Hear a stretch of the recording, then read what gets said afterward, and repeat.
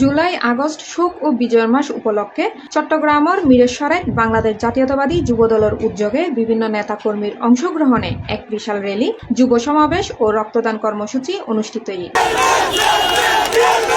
আগস্টের 5 তারিখ বিকেলে 3টায় উপজেলা যুবদল নেতা মোজাম্মেল হোসেন চৌধুরী রানার সভাপতিত্বে উপজেলা যুবদলের যুগ্ম আহ্বায়ক SM সুমনের সঞ্চালনায় প্রধান অতিথি আসিল মিরেশ্বরাই উপজেলা পরিষদের সাবেক চেয়ারম্যান নুরুল আমিন। 5 আগস্ট বাংলাদেশের এক ঐতিহাসিক দিন। বাংলাদেশের জনগণ এই 5 আগস্ট জালিমের অত্যাচার থেকে, ফ্যাসিস্টের শাসন থেকে আজকের এই দিনে আমরা মুক্ত হয়েছি। বাংলাদেশের 18 কোটি মানুষ মুক্ত হয়েছে।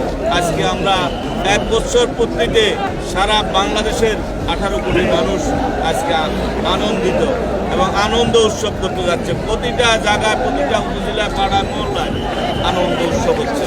মানুষ এই আনন্দ উৎসবের মধ্য দিয়ে একটি বার্তা দিতে চায়, ক্ষমতা কারো চিরস্থায়ী নয়, ফ্যাসিস্টের পতন অনিবার্য এবং রাষ্ট্রীয় ক্ষমতা গণতন্ত্রের মধ্য দিয়ে, ভোটের মধ্য দিয়ে যেন ভবিষ্যতে পরিবর্তন হয়, এই বার্তা মানুষ আজকে দিতে চায়। বিশেষ অতিথি হিসেবে উপস্থিত আছেন বিএনপির নেতা গাজী নিজামুদ্দিন, দিদারুল আলম মিয়াজি এবং যুবদলের বিভিন্ন ইউনিটের নেতৃবৃন্দ। রেলিও চট্টগ্রামতুন ডাহা মহাসড়কের বড় তাকিয়া মোড়তুন শুরু হয়ে উপজেলা চত্বর মাঠ পর্যন্ত যায় এক সংক্ষিপ্ত বক্তব্যের মাধ্যমে শেষ হয়। এই কর্মসূচির মাধ্যমে জাতীয় ইতিহাস স্মরণ, শহীদ দলের প্রতি শ্রদ্ধা ও তরুণের মাঝে দেশপ্রেম জাগ্রত করিবের আহ্বান জানানো হয়। Desk news, C+ TV, Chittagong.